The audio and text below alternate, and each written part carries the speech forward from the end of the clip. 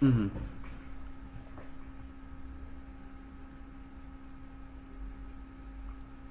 Uau, muito bom, Robson. Eu concordo com o Robson, né?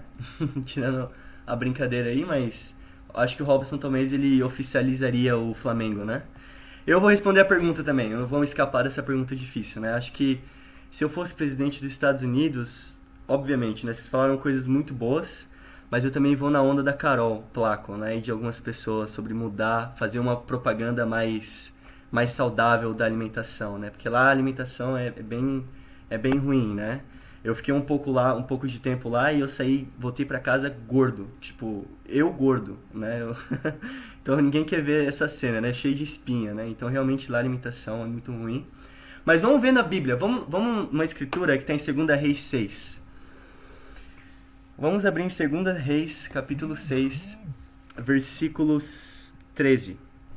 Então aqui a gente tem um rei, né, que é o rei da Síria, e ele vai agora ordenar alguns dos seus soldados a fazer alguma coisa. Então vamos ver em 2 Reis 6, versículo 13, diz o seguinte: Ordenou o rei: descubram onde ele está para que eu mande capturá-lo.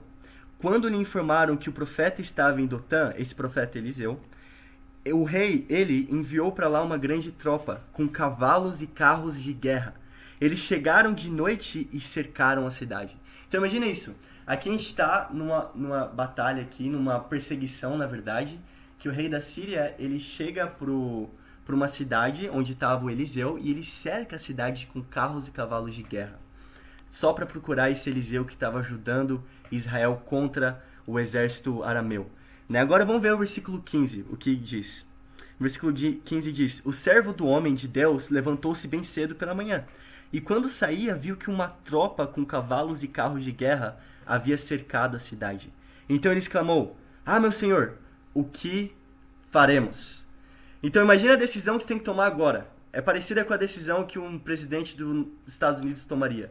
Né? O que a gente tem que fazer? A gente está cercado com cavalos e carros de fogo. Nos Estados Unidos, eles estão cercados com racismo, com pessoas que não conseguem um bom sistema de saúde. O que deve ser feito? O que a gente poderia fazer? O que você faria, Caio? Queria só perguntar pro Caio. Fiquei curioso. O que você faria se tivesse um monte de cavalo e carros de guerra cercando a cidade e procurando por você?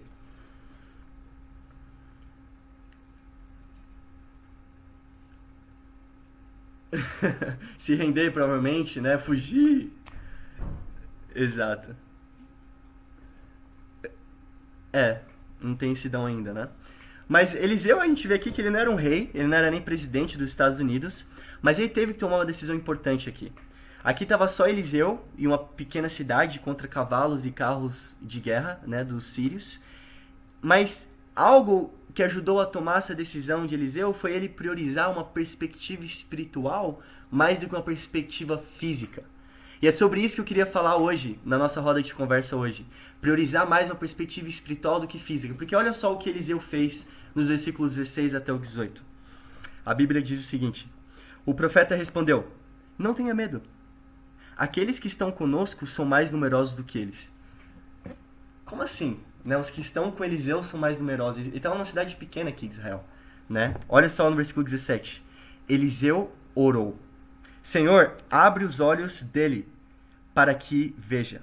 Então o Senhor abriu os olhos do rapaz, que olhou e viu as colinas cheias de cavalos e carros de fogo ao redor de Eliseu. Quando os arameus desceram na direção de Eliseu, ele orou ao Senhor: Fere estes homens de cegueira. Então ele o feriu de cegueira, conforme Eliseu havia pedido.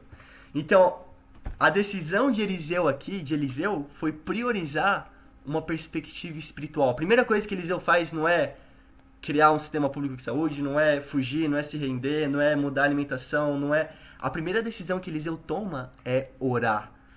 Ao invés dele pensar em se preparar para fugir ou ter uma perspectiva física, ele ora a Deus e consegue ter uma perspectiva de uma realidade espiritual, que é a oração, que logo traz uma consequência física, que é a cegueira do exército arameu. Então, para situações que acontecem no mundo, né, sei lá, uma situação de você acabar de ser o presidente dos Estados Unidos, ou uma situação que você está cercado por cavalos de um exército contra você, para situações que acontecem no mundo, a gente sempre pode ter duas perspectivas diferentes. Uma mais física e limitada, e a outra mais espiritual. Um exemplo disso foi o que muita gente falou sobre o que faria se estivesse no lugar do Trump.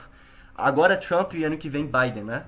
Mas se eu estivesse no lugar dele, o que você faria? Algo físico, né? Talvez se você pense de algo mais espiritual que possa ter uma consequência física, né? Porque se a gente for parar para pensar, se tudo o que está aqui na Bíblia for mentira, né? Se essa perspectiva espiritual ela não existir, então todos nós a gente vai para o mesmo lugar, né? Quem acredita na Bíblia, quem não acredita na Bíblia, quem pratica a Bíblia, quem não pratica a Bíblia. Se existe um lugar, a gente vai para o mesmo lugar, se a perspectiva espiritual não existe. Mas se a perspectiva espiritual existe e o que está na Bíblia é certo, então aí realmente o que tiver na Bíblia for verdade, aí o jogo muda para aqueles que não priorizam a perspectiva espiritual. Então eu queria encorajar todos nós aqui a fazer o quê? A estudar a Bíblia, né? Para a gente poder ver e estudar essa perspectiva espiritual. O que a Bíblia quer dizer com isso? Quando acontece algum problema na sua vida, você não pensar primeiramente em algo físico, eu tenho que fazer logo isso, mas pensar em algo espiritual que vai ter uma consequência física, né? Então talvez a realidade única muda a perspectiva. Isso é Trump. Trump, eu quis dizer, é um anagrama, né? Para talvez a realidade única muda a perspectiva. Isso quer dizer Trump, né? É sempre bom a gente ter duas realidades. Eu sei que o Caio está rindo aí dessa piada, né? Mas é sempre bom ter duas realidades para a gente poder compreender o que acontece ao nosso redor, né? Então esse foi o bate-papo. Eu queria encorajar todos nós a estudarmos a Bíblia, a conhecer qual que é a perspectiva espiritual e também, obviamente, junto com a perspectiva física, a gente poder tomar a melhor decisão nos momentos de dificuldade ou até nos momentos bons também, né? Então esse foi o bate-papo. Eu queria saber se alguém tem um comentário em relação à perspectiva física e espiritual. Quem tiver um comentário pode mandar no chat e eu libero para falar aqui. Ou pode só desligar o microfone, né?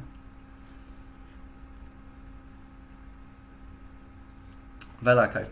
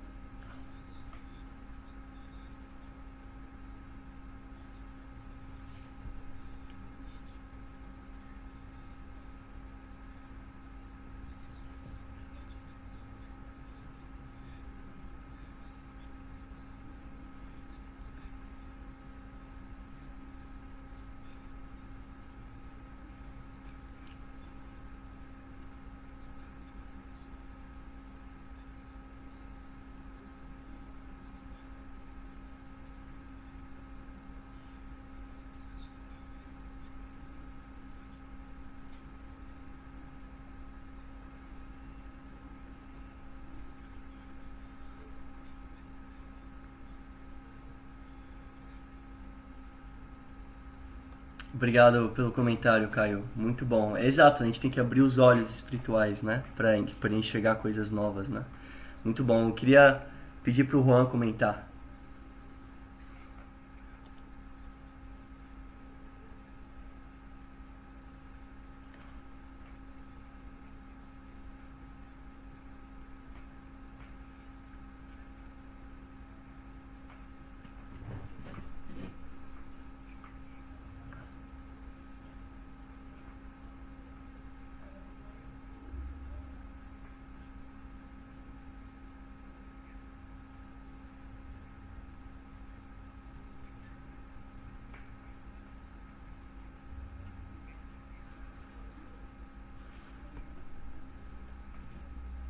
Obrigado, Juan. Exato, vamos estudar a Bíblia, gente. Muito bom. Larissa,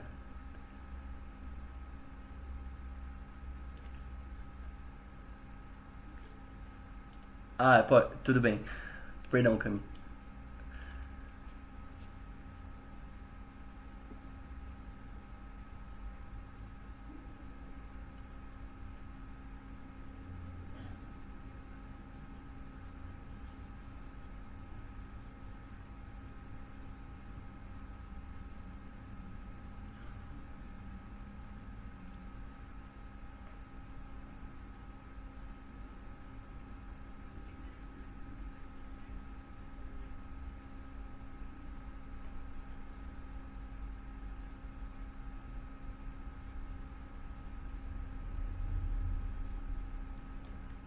Sim, verdade. Obrigado, Larissa. Camila,